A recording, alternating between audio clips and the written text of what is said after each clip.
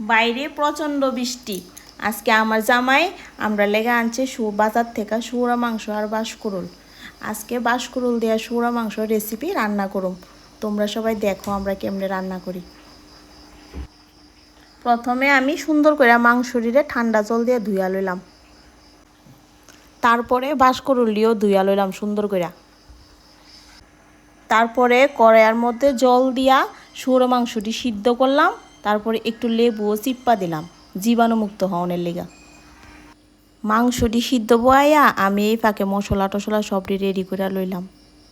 এবার শুঁড়ো মাংসটি গরম জলের থেকে সুন্দর করে তুললা লইলাম। এরপরে বাঁশকুড়ুলটারও সিদ্ধ করলাম সুন্দর করে।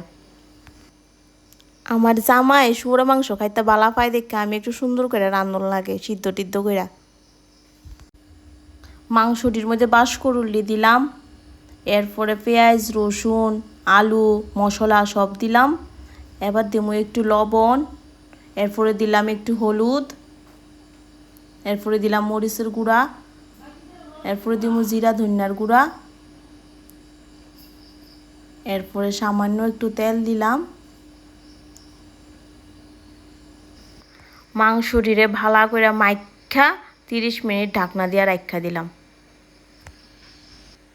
30 মিনিট পর রান্না করে আয়া এবার কড়াইয়ের মধ্যে তেল দিলাম।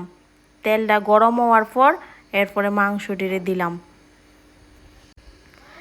এরপরে মাংসটিরে কড়ার মধ্যে লাইরা চাইরা সুন্দর করে মাংসটিরে কষাইতাছি। আমার জামাই কষাই না মাংস খাইতে আবার খুব ভালো পায়। বন্ধুরা তোমরা কেরা কেরা কষাই না মাংস খাইতে ভালো পাও তোমরা কমেন্ট করে জানাইয়া দিও।